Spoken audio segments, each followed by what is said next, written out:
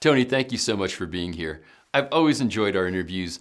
They're always fascinating and enlightening and sometimes controversial. So please tell our audience who you are and a little bit about your background. So I'm a medical doctor, licensed in Illinois, and I trained in pediatrics and I also trained in rehab and physical medicine. So that's closed head injury. It could be spina bifida, scoliosis, spinal cord injury, rehabbing from hip replacements. That's what rehab medicine encompasses. And that was when I was first introduced to pain management. And of course, in the hospital and even today, the majority of pain management is through pharmacological means. But I did learn Janet Travell's trigger point methods after that, right after residency. And that was because I was actually I was asked to work with a chiropractor many years ago because he wanted to do these trigger point injections and he couldn't legally do them in Illinois.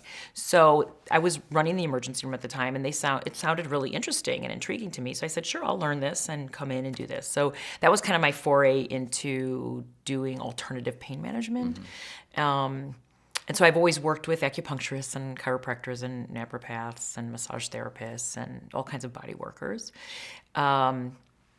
But so there were a few forays. So then I started studying classical homeopathy and started treating a lot of chronic syndromes using homeopathy. And that was really good. And I was still using Travell's trigger point methods, but at that point I was injecting things like Trameal, which is a homeopathic preparation, but a lot of people know Trameal. It's quite well known around the world. And even in the emergency room, I would just do saline injections in trigger point areas and acupuncture points and get really good results. But I didn't follow up. It was ER, so I wouldn't know. But right around 2007, 2008, I was introduced to something called Skinar, which is a Russian signal. And Skinar is it's the trade name for this signal, but there are now, the Russians have paired with a few different countries, and there's a few devices coming out of different countries that are all based on this Russian signal. And what's really unique about this Russian signal is that you use neural points and acupuncture points on the hands, feet, body, ears, whatever you're trained in. So I use Sujak hand, which is like a Korean form of acupuncture, and we use a lot of hand and feet points, but we use some other points as well. And I also use the neural points, like over the sympathetic chain, things like that. But I was trained in this, and it was introduced to me for pain and acute injury. And I was dabbling in it, but I was still doing a lot of classical homeopathy, and I wasn't sure how to incorporate it into my practice. And then Haiti happened. The earthquake happened. And then I went a bunch of times after the earthquake and brought my device down. In fact, I actually called the Australian and Canadian and the US distributors and said, I'm going to Haiti.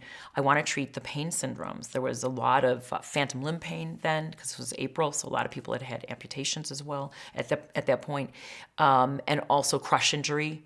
And so there's a lot of paresthesias, meaning abnormal, like non-functional nerve pain. And to my delight, I found that I was able to manage dozens, some days maybe close to 100 people in terms of their pain. And I had one of the CEOs from one of the distribution companies had come with me on 2 trips. And so we had also trained some other like nurses and some Haitian doctors on how to use the device. And we really just set up an area where all the pain patients were coming to us, just waiting in line, and we'd see them quickly and get rid of their pain really quickly. And so it was one of the things that prompted my thinking that pain syndromes that aren't just acute functional in the early phase, that last, probably are related to a form of post-traumatic stress disorder. So this prompted me into looking at the concept or the notion that any pain syndrome that's not just in the acute phase, because acute inflammation, it's painful, there's things being stretched, but most people, or I should say many people, and theoretically the way we get over non-functional pain is that it goes away pretty quickly. And even functional pain, can go away pretty quickly if you're doing some procedures with it. So pain syndromes are probably related to some form of post-traumatic stress disorder. So that was my hypothesis. And then over the next several years, because of Haiti, I was more adept at using the device. And I started using the device on everybody. And I did some research. And what I found in my practice, not to belabor this because there's stories about my research and also going back to Australia and learning some other techniques from the Russians who, in fact, study the device and the signal continuously and have for the last 40 years in Rostov at the medical center there. And there's a med school as well. So I, over the next few years, I started using my Skinner device or devices on almost every patient that walked through the door, because what I found, in addition to pain syndromes, people would tell me, I've had chronic knee pain. Nobody's been able to help me. I've been to everybody. I've had, PRP. I've done, massage, adjustments, fascial release. I've been on pain meds, and it's just, might be a temporary fix, a few hours. And these patients often, after the very first treatment, get off the table and say, "Oh my God, I can't believe, how did you do that?" They feel profound. And I'll hear that. So many of these patients get off the table the very first time and tell me they feel profoundly different. And that is something that I hear those words a lot. And what I believe is going on, because since then, I now, in addition to pain syndromes and injuries, people with anxiety disorder, people who are very anxious or insomnia and can't sleep, it works for them as well. So what is going on here? So what I think is going on, and I'm pretty sure this is what's going on, is that we think of post-traumatic stress disorder, and the thought when people hear that is that this is an emotional trauma.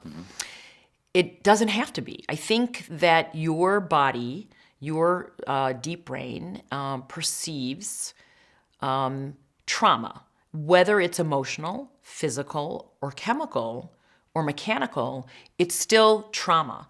And now what might play into it, where the emotional part comes in, I believe, is that if you were raised in an environment, or some of your early years were in an environment where you didn't feel safe, so maybe a parent was emotionally abusive or alcoholic, or you had an older sibling that beat you up every day, or you were beat up at school or bullied at school or something like this, or maybe even just epigenetic risk factors, familial, you'll see that there's just high anxiety in the family, and that could be also learned behaviors. There's all kinds of things in play here. But typically, if somebody had an environment where I inquire, growing up, where they didn't feel safe, they're at a higher risk for holding on to pain syndromes and holding on to syndromes in general. So I think that there's some dysautonomic interaction at play, meaning that in the area, in terms of physical or mechanical trauma, the area that was injured, your brain keeps a higher sympathetic tone there and doesn't allow for vegetative or more parasympathetic balancing of tone to come up. And sympathetic tone is great for acute injury because it is responsible for clotting. So if you cut yourself in an injury, it'll help you clot so you don't bleed to death. Inflammation, which we need initially too, but if your brain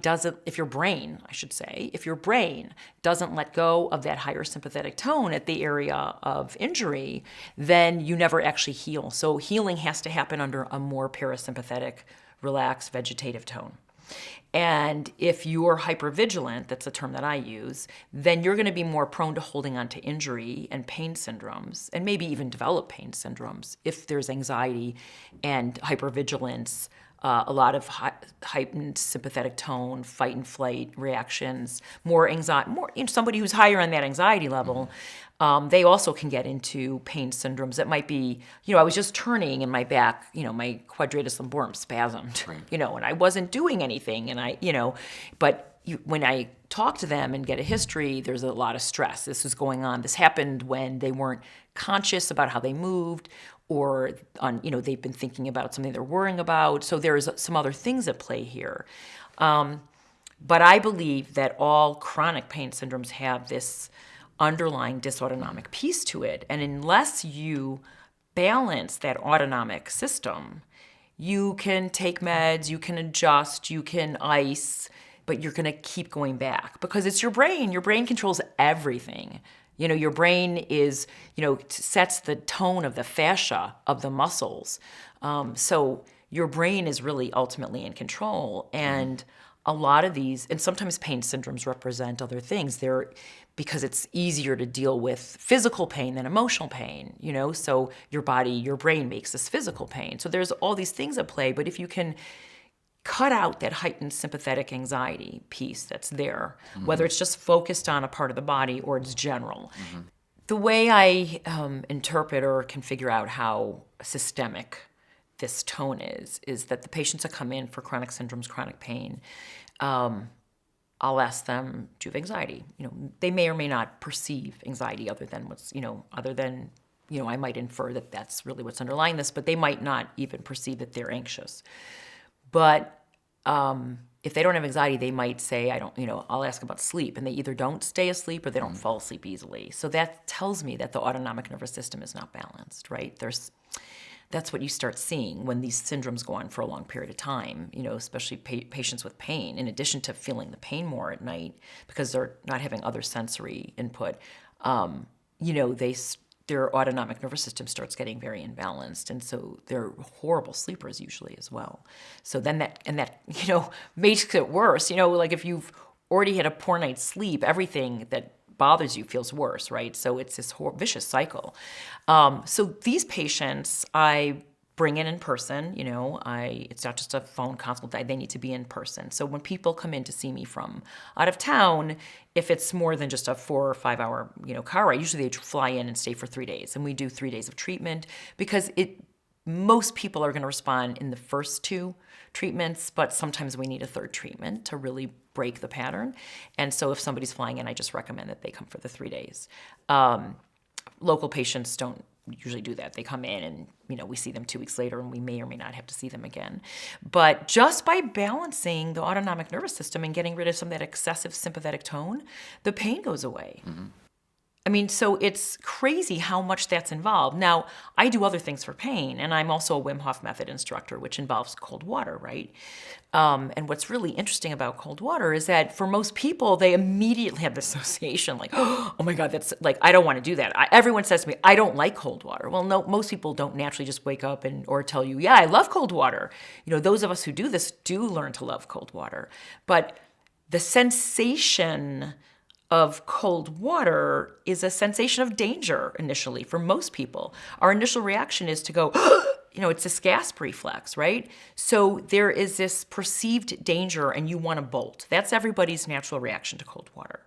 Now, I'm able to get people in one day, and it's not just me, it's people who know this method and are trained, but in one day, I can take somebody who says, I hate cold water, it hurts, it feels like pins and needles, I do not want to go in it. By the end of the workshop, they're in the cold water and they're so elated.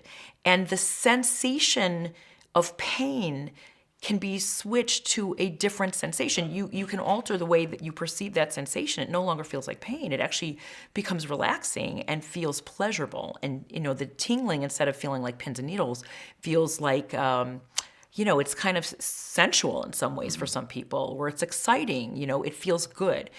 But part of that is feeling comfortable in the cold water. So losing the anxiety piece gets rid of the pain and allows your brain to switch the way you interpret that signal. Right? So that's a little different than the other thing that I talked about with patients who need that the autonomic nervous switch. But what's nice about getting into the cold water and putting your face in the cold water, it stimulates the mammalian dive reflex, which also, by the way, turns on parasympathetic tone. So you actually become very relaxed if you're brave enough and believe me when I tell you, as somebody I'm training, trust me on this, put your face and neck right in that cold water because you're going to feel very relaxed from that. And it kind of resets their autonomic nervous system, and as does the breath work that I teach. And so I'm really into patients taking tools and not having to go somewhere to get things done to them. That's not how anybody who knows how I practice, it's not a good business model. I admit I have a very bad business model in terms of business, right? But I believe in giving patients tools to then do this themselves. So, the autonomic biofeedback, they come in and hopefully I've reset it, and they don't really need to come in very frequently, if at all. So those patients, the patients that do autonomic biofeedback, sometimes they need tune-ups 6 months or a year later. Often they don't need any tune-ups. And some patients want their own home unit device, and I brought that with me. I mean, I do. It's great to have. I actually carry it with me when I travel, because if I'm skiing or hiking and I'm on the mountains and I've hurt myself, I don't even think of buying things like Tylenol or aspirin. It's like not even in my repertoire. Would you show us what this is and how it works? Sure. So I'm going to show you what it looks like, and I actually attached this wand. I like the wand a lot, because if you're treating yourself and you want to get the sympathetic chain area, like let's say you're anxious or you're about to go on to speak and you need to calm yourself down. Or, I mean, athletes and musicians use this all the time. So I would turn it on and I would hit the area that's where my sympathetic chain is, because it's very relaxing. But for what's nice about these two extensions that you see, it's a positive, negative. And if you're treating joint pain, it's really nice for getting around joints, or for finding an area on the knee. Let's say carpal tunnel. This is a good one. So carpal tunnel. So this is very simple settings, and I would hold it over an area to see how it's lighting up, and how it's lighting up tells me how little impedance there is. But that means there's more sympathetic tone. So there's something going on right here in my carpal tunnel. Right, and I was skiing yesterday in the bumps, and I was gripping really hard, and I'm a little sore in my thenar eminences today in that area. So there's some increased sympathetic tone going on in this area, which means I'm picking up more electrical activity because there's less impedance. So that's how this works in terms of diagnostic. It just gave a signal, and I can feel that. Wow. So it sends a signal in through a point that is more open to receive electrical energy. Okay, and this is an electrical impulse is what it sends, and it goes into my whole neural system up into my anterior hypothalamus, and it actually dialogues with, and that's what's the thermostat of the autonomic nervous system, and that sends a signal, and the anterior hypothalamus and the area that I'm treating, that is the area that had the most sympathetic tone coming from that area in my head. It basically regulates, it gives it a signal, and it keeps changing based on what the brain sends back, and it coaxes the brain, that part of the brain, into just balancing the tone. So let's say I had severe vagal tone, I fainted, I could turn it way up and put it right here and turn it on, and it would actually increase sympathetic tone immediately. So it allows the brain to turn on and off or tweak down which part of the autonomic system that's excessively turned on right now. So to balance the autonomic nervous system and relax. So it's not like TENS where it just goes into the spine and back and just blocks some afferents or efferents, depending on where the pain is coming from. It actually is changing the way your brain thinks about that part of the body. So that's very novel, and it's really been around for 40 years, and it's something that I use in every pain patient, highly successful. It's very few patients that it does not deal with their pain. I know you're also doing something profound, and it's really the opposite of treating patients with opioids, and you're having great success with it. Tell us more about that. Patients, when they are using narcotics, or they're addicts and they use narcotics, and they overdose, what we do to save their lives, if it's like a heroin kind of base product, or oxycodone or something like that, is a high dose opioid receptor blocker, and it's called naloxone or naltrexone. Right. So it sits on the opioid receptor and blocks the circulating opioids from hitting the receptor, right? So and when there's so many receptors attached to opioids, you stop breathing, right? So that's how patients die. So what we do is we flood the receptors with naloxone or naltrexone, and then it's as though the heroin wears off, right? So that's interesting. So that drug, and I don't know how it came to be, but this has been used, I think, at least 30 years. Low dose of naloxone or naltrexone, very low dose. So let's say we're using 70 to 100 milligrams for a patient who's overdosed. I start my pain patients, instead of giving them pain meds, narcotics, I give them low-dose naltrexone or low-dose naloxone, and I might start at 1 milligram. I might max out at 4.5 milligrams. So usually we call it low-dose naltrexone or LDN treatment, and I usually started at 1 to 1.5 milligrams, sometimes 2 in a bigger person. And they might, over time, I might keep easing it up to like 4.5 milligram. And that's typically, the most that somebody needs. What it does is it sits on the receptors at night. You take it at night, and it sits on enough receptors that it doesn't wake you up and you're in pain, but most people say that they have very vivid dreams. So it must kind of maybe set you more into REM sleep as opposed to deep sleep. You're probably having more REM sleep, but it does create vivid dreams. That's the one side effect that everybody tells me.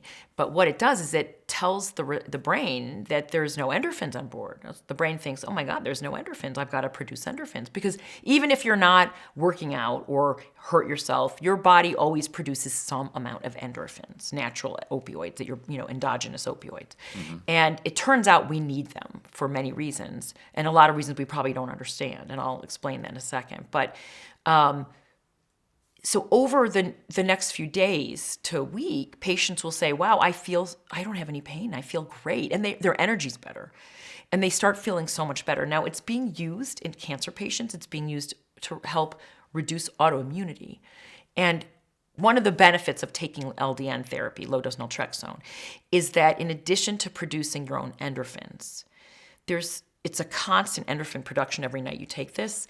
You're producing endorphin growth factor, which turns out to be necessary for a lot of vital functions in the body and for really, really good well-being, because we don't really fully understand this. So this is a lot of not trial and error. There's really been no error. It works or it doesn't work. But lots of people are using LDN around the globe to manage chronic pain syndromes and autoimmunity and cancer. And we don't really understand why, but people get so much better. But it could explain the reverse. Like, why do people who take narcotics start falling apart? Like, you start seeing behavioral changes. They almost look like they have personality disorders, sometimes like narcissistic behaviors, and because they start getting addicted. And even those that didn't start from a drug use that wasn't their beginning, there was a prescription for a legitimate injury, they often can't get off this medication, and they start falling apart cognitively, and just everything falls apart for them. So we believe that endorphin growth factor is necessary for well-being and probably for reducing pain in general, because we know that taking narcotics actually increase your pain. You need more and more. And the only reason I increase from 1.5 to 4.5 is I am concerned about disturbing somebody's sleep. And so if I can max them out at 4.5, I'm just getting the most endorphins. But they don't become too accustomed to the medication where they need more and more. So that's the only reason that I start them low, and I'm worried about disturbing their sleep. But what we also see when people take that, in addition to their pain going away, is that if they had high blood pressure, often the high blood pressure comes down. There's other things that just start getting better. So we don't really understand the benefit of what endorphins are doing, but certainly promoting the body or the brain to produce more of its own endorphins is a much better option than giving somebody narcotics where you're shutting off their endorphins and shutting off endorphin growth factor. You're better off making your own, through your own pharmacy, which is in your head. So you're better off producing your own than taking outside sources. And I started doing that before I had the Skenar, right? So before I had this other technique is when I was really putting a lot of patients on LDN. And I still do sometimes for the autoimmune patients and the cancer patients that have syndromes. But for most of my chronic pain patients who come to me, we just alleviate their chronic pain through using the Skenar devices. And this is the first TX. This is the home use one that I use, which is the first TX. And I just like this for home use because it's much less expensive than a professional.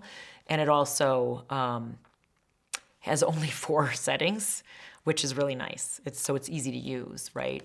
But most patients get rid of their chronic pain syndrome and their anxiety syndrome and then utilize this for, and as I said before, I have a lot of musicians and a lot of athletes, but even more musicians, because they get repetitive injury and they're holding themselves in a weird way, like violinists or violists or whatever. So they often, they often like to have a device like an athlete would to kind of rub down their muscles or decrease tension. And if they're having a spasm, you can decrease it very easily with these devices if you know how to use them. I know you also use diet in your practice with your pain patients. Tell me a little bit about your thinking around that. So I use diet in my patients, with my patients, for many reasons. But in pain patients, and I said that anxiety and fear increase pain perception for big time, right? So if you feel safe and you're not anxious, the pain is so much more reduced. In fact, a lot of procedures that happen in the office, even minor plastic surgery procedures, a lot of times they'll just give patients Xanax or Valium, right? So we know that when you remove the layer of anxiety, pain is lessened, right? So one of the things that happens if you're a primary glucose burner is that every time your glucose starts dropping and gets close, even just down to close to 80, is that you release stress hormone, because that helps create something called gluconeogenesis, which is where you're creating new glucose in the liver from proteins, amino acids, and you're always trying to maintain glucose levels if you're a primary glucose burner, especially if you're insulin resistant. And so when you release that stress hormone, you get you can feel stressed, right? So that can increase anxiety and that can increase pain. But the other thing is that when you're in ketosis, your inflammasomes are just reduced down to almost nothing. So if inflammation is part of the pain equation, then it will reduce the inflammation. Now, that's not all the patients. So not all patients it's coming from, inflammation, especially when it's just the dysautonomic piece, the emotional piece, or the deep fear, the brain holding on to that high sympathetic tone. And another good example of that is when somebody gets hit from behind and they start getting stiff neck or stiff shoulders. Your brain wants to protect your spinal cord at all costs, right? So it's really smart mechanism. The muscles will constrict and get hard, and it's the brain's way of kind of trying to protect vital neural structures, right? So, but it becomes non-functional, right? So if I can get rid of that anxiety piece in the brain, and if there's some underlying anxiety anyway, and that's contributing to this chronic pain syndrome, then getting rid of that stress hormone release every time your glucose level is dropping just helps you a little bit more. And so that's why I like adding ketosis if my patients are open. I mean, they're not all open, but many are. And I also, one of the other things that I might want to add, Patrick, and as you might inquire, is cannabinoids. And so for most patients, just CBD is fine. It lowers anxiety. It's great for minimal to moderate pain. It helps sleep. So CBD can be a really good, helpful addition to that routine. But for the most part, I rely on really reversing the pain syndrome. So these are just kind of icing on the cake if patients want it or need it. But really, if I can balance their autonomic nervous system, the majority of that pain syndrome is going to go away, unless there's some functional mechanical reason for it. You went through putting your patients on a ketogenic diet and getting them into ketosis. Some of our people watching may not understand what that is. Tell us the basics around that.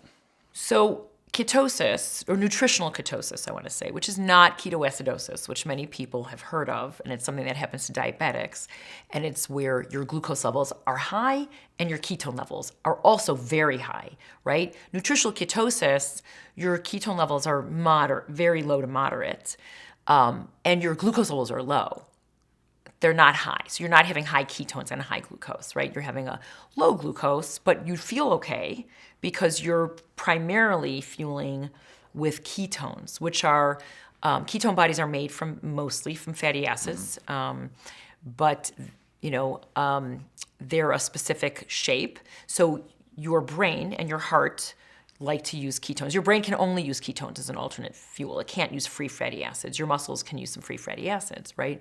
But when you eat foods that are very, very, very low in carbohydrate, ultimately you burn out the glycogen that's stored in your liver, which is about 2,000 calories worth, And once you burn it out, if you maintain very, very, very low carbohydrate for the day, and you're not eating excessive protein, because protein is converted and stored as glucose, it's not stored as protein, right? So if you eat more than you need, you can also contribute to your glucose levels. But if you keep those glucose levels low, you're going to start making ketones, and the presence of ketones reduces all inflammasomes, and glucose also increases inflammation anyway. All your inflammasomes are increased with high glucose levels. So when you're primarily making ketones or ketone burning, you always make some glucose and you always have some glucose you're using, but you're primarily using these ketones and you're fat burning. You start fat burning. So if you're not adding a lot of extra fat calories, you'll start burning your own fat, which for many people is a positive, but some people don't have extra fat to lose, and they don't have to. They can maintain by eating adequate fat, exogenous fat, food fat, and maintaining their body weight that way. Not that I say stay away from meat. If you're omnivorous, eat the meat, but make sure it's healthy meat. So it should be grass-fed, pastured meat. From animals that are grass-fed and pastured. But I recommend for my cancer patients, and that's a different topic, I recommend plant-based. But for most people, I tell them, look, you can't, if you just eat meat and fat, you're missing out on feeding your bowel flora diversity. And we know that diversity is key for the bowel flora and better. And you're also limiting yourself. There's so many things that nature gave us that are so amazing to eat, that are low in carbohydrate, and high in fiber, which is really great for our gut, our gut flora. So I practice more of a plant-based keto diet, but I am flexy, pesky, as I say. I will eat some wild fish and some organic eggs here and there. But for the most part, I practice a plant-based diet. And I love to hang out in the kitchen and when I'm not working, make my food. And so I am always sprouting like all different seeds and making my own dehydrated crackers from sprouted seeds or cultured flax seeds and all kinds of, greenery. So like oregano, thyme, rosemary, all kinds of flavors. And so it is a little bit more work. It's much easier to just eat meat and fat. That is a very easy way of doing this. But remember, your protein's limited to your requirement. And I usually say that's about 1 to 1.5, depending on the age. And if you're, weight training, 1 to 1.5 gram per kilo of lean body weight. So that's usually, the protein requirement for the day is usually going to be between 1 to 1.5 gram per kilo of lean body weight. And so if you're only eating steak and bacon, bacon's not a lot of protein, but, if you're eating like steak, let's say something that's very high protein, you're not going to be able to eat. That's all you're going to eat. You want diversity and you want other calories. So you can have a certain amount of carbohydrates. And you certainly, eating fat is great. So, have a big green salad, have broccoli, cauliflower, zucchini, and, I like broccoli, cauliflower, and Brussels sprouts and cabbage because they're high in protein. So for me, I can kind of cook them I make kind of like steak slices for my cauliflower, and I maybe will take avocado oil and different curries and salt and baste it and then roast it like that, and I'll eat the whole cauliflower. It's a lot of protein, so it's like a third, a little bit over a third of the day's protein for me. And it's not even half of my day's tolerance for carbohydrate to stay in keto. Mm-hmm. So why wouldn't I eat that? I personally don't like meat and gave it up a long time ago, other than the fish here and there that I eat. But as I said, other people can. They're not limited to following the way I follow it. But a lot of people think they have to eat meat, and that is absolutely not true. To wrap this up, you've got 3 fairly unique strategies that you're using with your pain patients. From the Skinar and the Signal, you might want to elaborate a little bit more on that, your ketogenic approach, and then you have the LDN. I don't hear any other doctors talking about the LDN therapy. How could they get their doctor to educate themselves on this? They can ask their doctors to look into LDN and see if they'd prescribe it for them. There is enough information there, and the risk is almost non-existent for this medication. The most you'd have a disturbed sleep for that night. So I don't know why a doctor would say no. I would hope that a doctor would be open. Asking them to do Skinner is a different story. You have to go get trained. So, I mean, I had a lot of training and experience. But the LDN piece, I think, would be pretty easy. The ketogenic diet, they can, what I recommend really if you're older and you have any health issues, and when I say older, I mean even if you're a young athlete, you want somebody with guidance. I mean, I do this with patients by Skype and phone all the time, but there are other people who do that. But the other piece, and now, I mean, this is the piece that would require a lot of will on the part of my patient, but, the cold water therapy, so the Wim Hof method, the breath work for the autonomic nervous system, the cold water, in addition to training and learning how to change your, interpretation of a signal, is that when you're in ice water, your inflammasomes go away. Like, you just reduce all inflammation. You trigger a lot of blood flow to skin and joints. You exercise your vessels. You become cold adapted. Your neurochemistry changes. Your bowel becomes longer, and it alters bowel flora as well in a beneficial way. There's so many benefits. I mean, just the neurochemistry changes and the way it alters your autonomic nervous system is amazing for pain patients. I mean, just doing that alone has helped many pain patients, but it requires will. Not everybody wants to make an ice bath and get in it, right? I mean, so they have to be willing participants. But and that begs the last question, which you could do a whole nother series on, which is, there's two kinds of patients. There's the patients who want to keep going to get things done to them, right? Want to constantly see doctors and get a procedure. And then there's patients who are like, I want to be that person. I want to go out. I want to do this. I want to change my diet. I want to learn how to get into the ice bath. I want to do daily yoga or get in the hot room or meditate. Like, that's the patient that's going to get better. They feel empowered as opposed to powerless, and they don't feel like victims. And, I think feeling like a victim ultimately is self-defeating and holds people in these places of pain, whether it's emotional or physical pain. But, I like to work, I'll work with both types of patients, of course. I have compassion and empathy for that second type. But the first type, the patient that wants to not see me very much, just get some guidance, see me a few times, and then they're done because they have now, I see them 2 or 3 years later, and they say, you've changed my life. Like, I run into people who say, you don't understand, like, you changed. I saw this family, this father and daughter.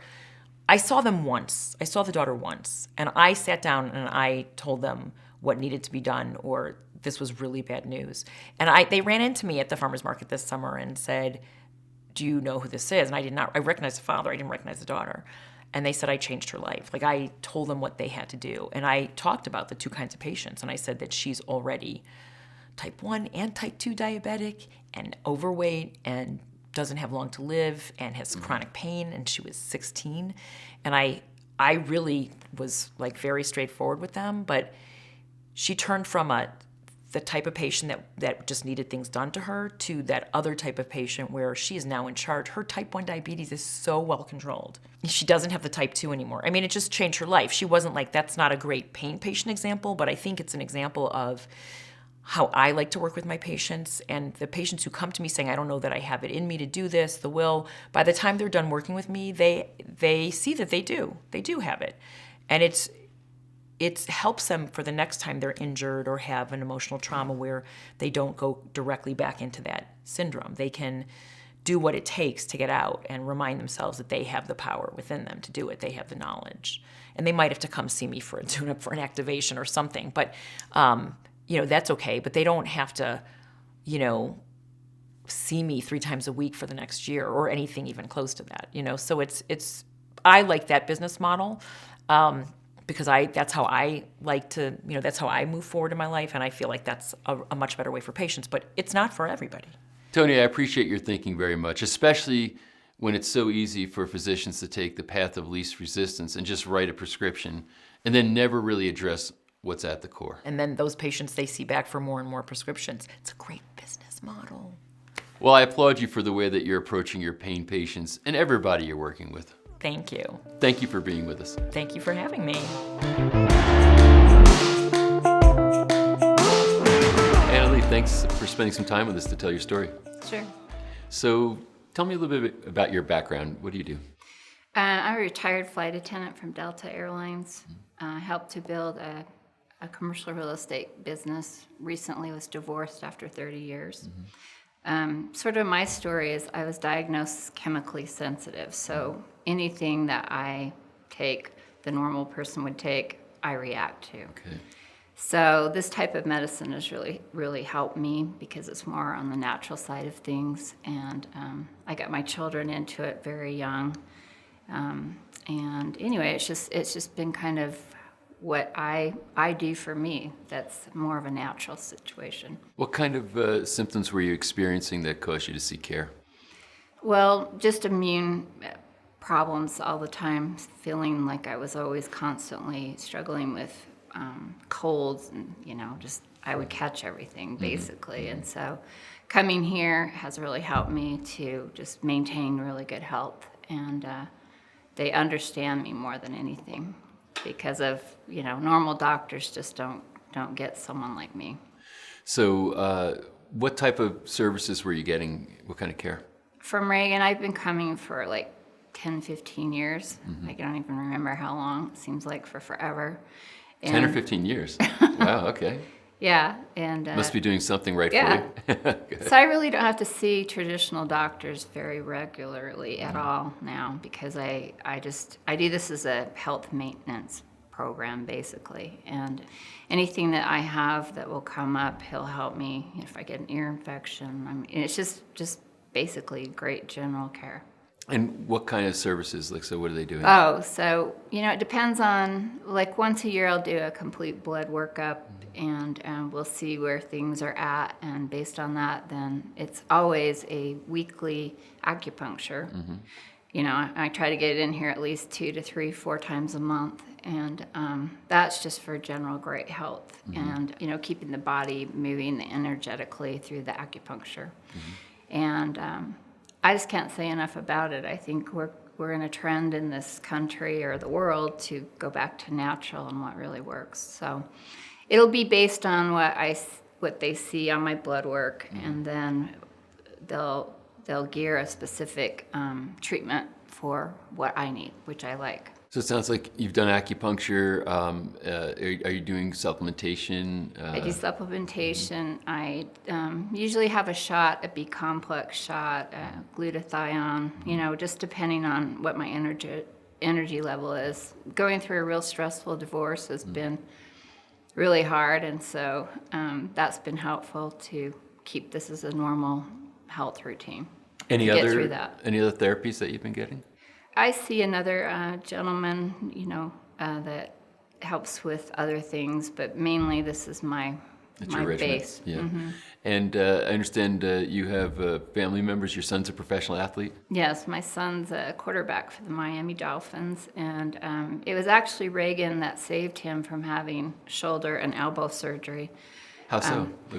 Every doctor that we went to kept saying that he needed to have surgery, and because of who I am, I'm like, no, we're going to get Reagan's opinion, and sure enough, he was able to, through acupuncture, and they call them trigger point injections, he was able to loosen the capsulization of the shoulder, and that then released the elbow. So, Wow. So he was surgery able- is not always the best thing. So, Oh, you probably should be a last resort. exactly. Yeah. So anytime he comes to town, he makes sure he gets in here to see Reagan and get his trigger point shots and things. Any other family members that you've brought to this practice? Yeah, I have 2 daughters who are 27 and 29, similar to me. All my kids are very chemically sensitive, so this type of medicine works well for them. But my daughter wasn't having a period, and Reagan just, after one treatment, it was quite miraculous, then she got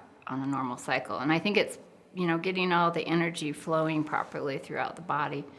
And my other daughter, just minor things, but once they would see it on the blood work, then just through treatment and everything, straighten things out for them hormonally. So Wow. So it's interesting how, varying aspects of the body can be supported through this work. And were they mostly getting acupuncture? That was the main Yes, thing? acupuncture and supplementation. And supplementation.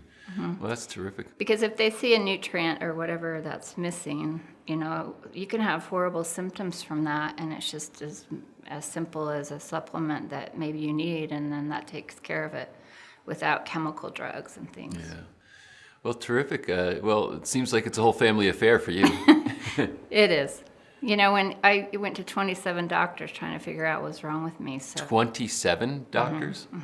Wow. back when I was 23 years old, and they just basically didn't know what to do.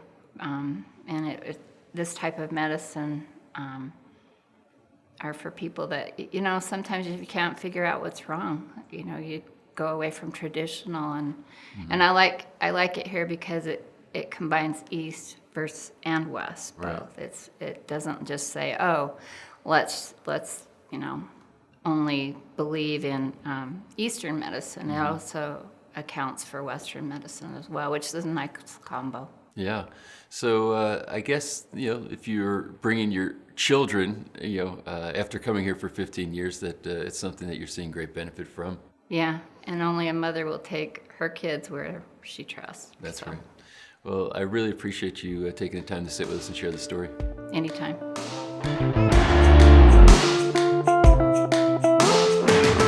Blanca, thank you for taking some time with us here. It's a pleasure to be here.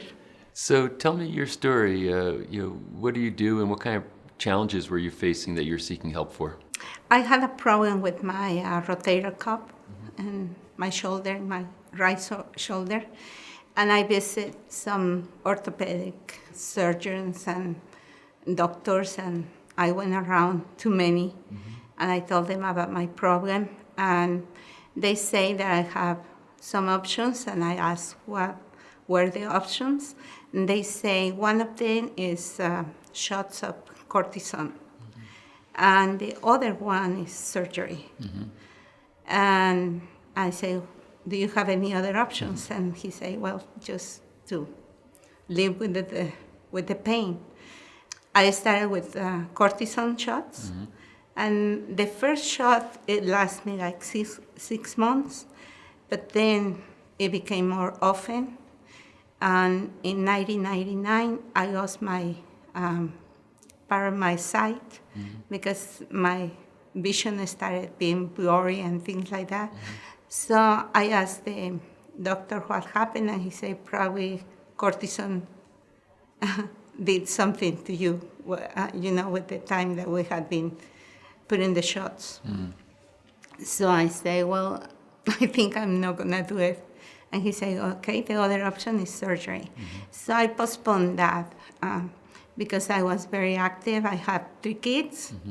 They were already in college and doing this and that, and I couldn't stop.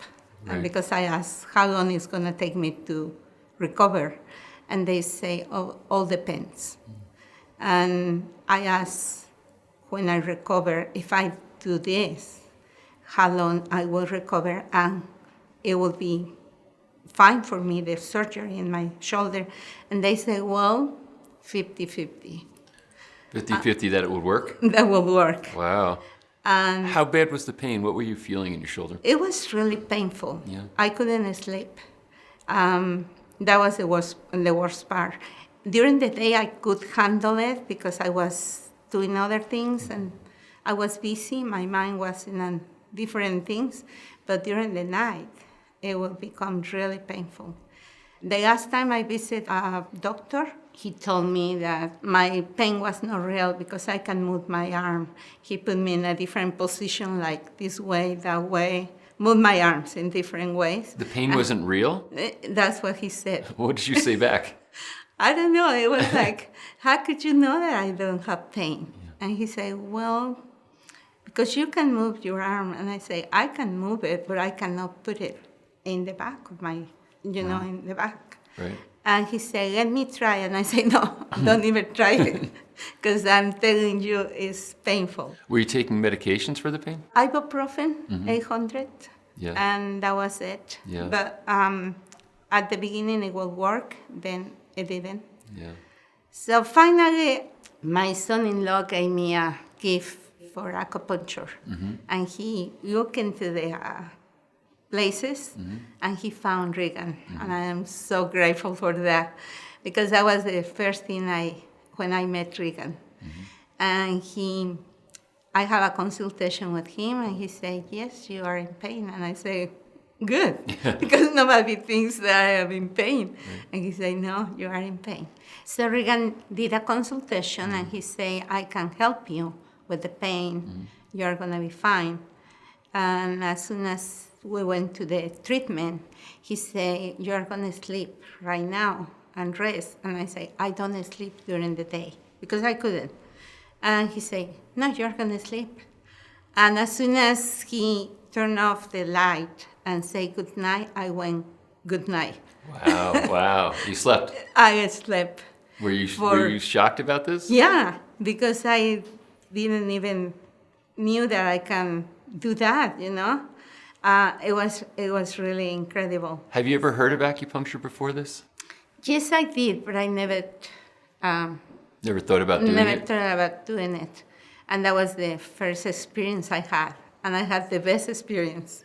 Wow. So did you come back for more? I come back for more, and then after I felt much better, of course, I didn't come back until I was having more troubles now with my knee and my shoulder. And when I came, I was limping. I couldn't move my arm. Usually I didn't use jackets because it was very hard to put the jacket and then take it out. Right. So I took a package of acupuncture because I couldn't sleep anymore, and I started. And they were having the workshops for stem cells. They asked me about the stem cells, and I said, yeah. So I came, and after I heard Regan again talking about how stem cells works and what they do and everything, and some testimonies that there were here, people that tried before. He was the one who dealt with my pain before. He knew what to do, Right. and I trust him. And I say, I'm gonna try it. So I went home and I announced it, and I say, I'm gonna do stem cells. And everybody was like, that's expensive, you don't know if that works or not. And I say, I'm gonna try it. I don't want to have surgery. I don't think I can handle the hospital and the pain, because I was to get out of pain, and I was getting into pain for quite some time. Right. And I decided, I say, no, I'm going to try this. What were your expectations? Because it's interesting, because people say, well, it's a lot of money, and it might or might not work. But at the time, were you feeling hope from it, or were you feeling desperate? What were you feeling? Well, I was desperate because I had pain in my knee and in my shoulder. I was desperate. But I think it was trust, because Regan is very good at explaining things. I think it was just than anything else, trust. So how long ago was it that you had it done? It was like a year ago. About a year ago? Uh-huh. Okay, so how is your pain doing? It's getting much better every day. Yeah. And it's, I can walk up and down the stairs very well, because I couldn't. I was just going once up, once down, no more. And my son suggested to buy me one of those things that carry you up and down the stairs? Yeah. And my husband was, no, that will cripple her, no. And he was very negative about that. And then a cane, and he said, no, you're not using a cane. We're gonna work this, and you're gonna get well, and you have to be just focus your mind, and that you're getting well. So now I can go up and down whenever I want. I am doing aqua aerobics, which is great for my shoulder and my knee. Did you have stem cells in both your shoulder and your knee? Yes, So both I parts? did. And you don't feel the shots. Yeah. That's amazing, because I don't know how big is the needle or everything. I just turn around and I say, I don't want to see anything. Yeah. But they what they did, it was amazing because I didn't feel pain, no before, no after, and not during the shot. So at this point, it's a year later. Are you happy with the way you feel I'm now, very the results? happy. Yeah, I'm so happy to took that decision because that makes me feel confident. I have my self-esteem back because it was getting down. When you say your self-esteem was getting down, what do you mean? Can you explain Because that? I couldn't do myself things that I was used to do, like carrying things or going up and down. My husband had to bring me things, and if he was not there, I was like, okay.